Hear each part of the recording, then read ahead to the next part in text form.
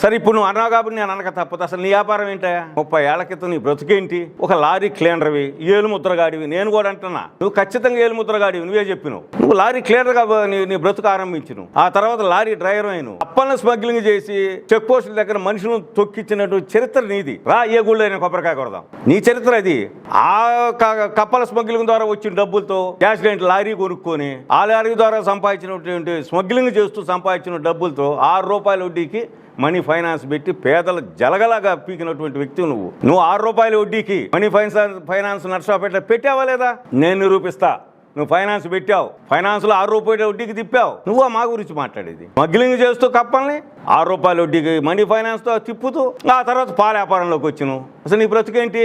నువ్వు పాల వ్యాపారంలో కాలు పెట్టినప్పుడు నేను ఎంపీపీగా ఉన్నా, నేను జడ్పీటీసీగా ఉన్నా. అసలు నీ రాజకీయ బ్రతుకేంటి? నేను 20 ఏళ్ళకి సర్పంచ్ అయిన వ్యక్తిని, 25 ఏళ్ళకి ఎంపీపీనైనా, 28 ఏళ్ళకి జడ్పీటీసీ అయినా, 32 ఏళ్ళకి ఎమ్మెల్యేగా పోటీ చేశా, 37 ఏళ్ళకి ఎమ్మెల్యేనైనా, 10 ఏళ్ళు జిల్లా కాంగ్రెస్ అధ్యక్షుడిగా పనిచేశా. ఈ రోజున ఉమ్మడి జిల్లాకి సెంట్రల్ బ్యాంక్ చైర్మన్గా ఉన్నా. నాది తెరిచిన పుస్తకం. నీలాగా నేను వేల కోట్లు ఉన్నాయి ఏ రోజు నేను అహంకారంతో మాట్లాడేది? నువ్వు మాట్లాడితే నేనేదో 100 కోట్లు సంపాదించాను, చేపల వ్యాపారంలో రాజకీయాలు అంటున్నాయి, ఏదో 100 కోట్లు. నా యావదాస్తి మొత్తం నీకు రాసిస్తా. నేను, నా భార్య, నా కుమారుడు, నా కుటుంబ సభ్యులు మొత్తం కూడా నా యావదాస్తిని పబ్లిక్ నేను రాసిస్తా. 100 కోట్లు నాకు ఇవ్వయా? నేను ఒక రైతునయా. ఈ రోజుకి నేను ధైర్యంగా చెబుతున్నా, రా, నాకు ఆవులు ఉన్నాయి, నేను ఆర్గానిక్ వ్యవసాయం చేస్తున్నా.